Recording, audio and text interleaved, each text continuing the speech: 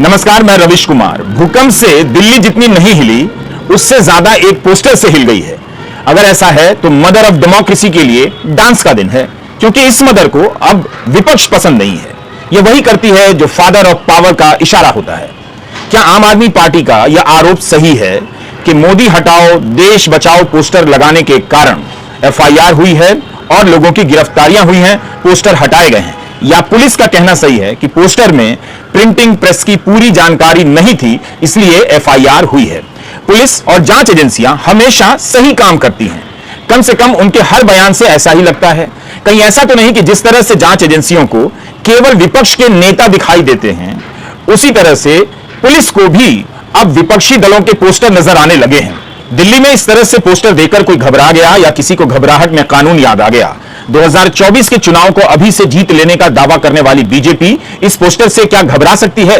जिस पार्टी के नेता 400 सीटें आने का दावा कर रहे हों, उस पार्टी को मोदी हटाओ देश बचाओ वाले इस पोस्टर से फर्क नहीं पड़ना चाहिए।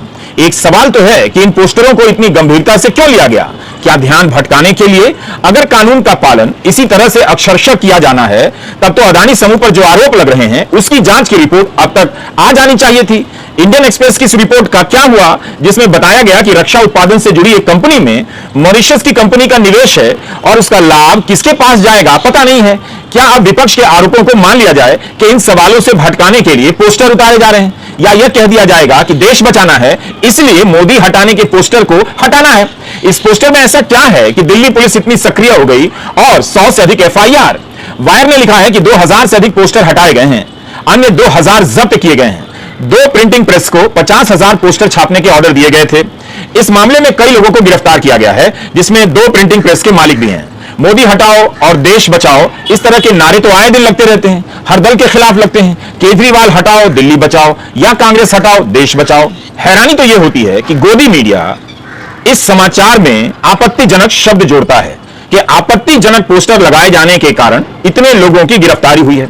मोदी हटाओ देश बचाओ का पोस्टर लगाने से किसी को आपत्ति हो सकती है, बीजेपी को आपत्ति हो सकती है, मगर ऐसे पोस्टर में आपत्तिजनक क्या है? सिर्फ 2 पंक्तियां लिखी हुई हैं, ना तो कोई तस्वीर है, ना कोई भद्दी तस्वीर है, ना ही अश्लीलता का नजारा उसमें मिलता है, केवल 2 पंक्तियां हैं। इस तरह के पोस्टर से आपत्ति हो सकती है, मगर इस तरह के पोस्टर में आपत्तिजनक क्या है? क्या मीडिया कभी इस बात को जनता के सामने रखेगा? आम आदमी पार्टी और उसके समर्थक ट्विटर पर इस पोस्टर को फैलाने में लग गए। हर दूसरे की टाइमलाइन पर लाल रंग का पोस्टर दिख रहा है जिस पर मोदी हटाओ देश बचाओ लिखा है।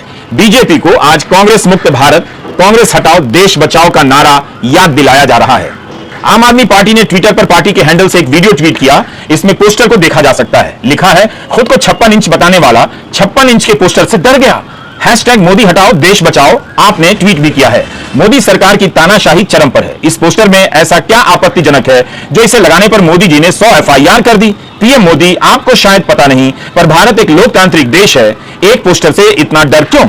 आरजेडी के ट्विटर हैंडल ने ट्वीट किया है, देश बचाओ मोडानी हटाओ, मोदी और अदानी को मिलाकर मोडानी लिखा जा रहा है। दिल्ली पुलिस के स्पेशल सीपी ने मीडिया से कहा है कि इन पोस्टर में प्रिंटिंग डिटेल्स नहीं है। नवभारत टाइम्स ने लिखा है कि प्रिंटिंग प्रेस एक्ट और प्रॉपर्टी एक्ट के तहत एफआईआर दर्ज हुई है।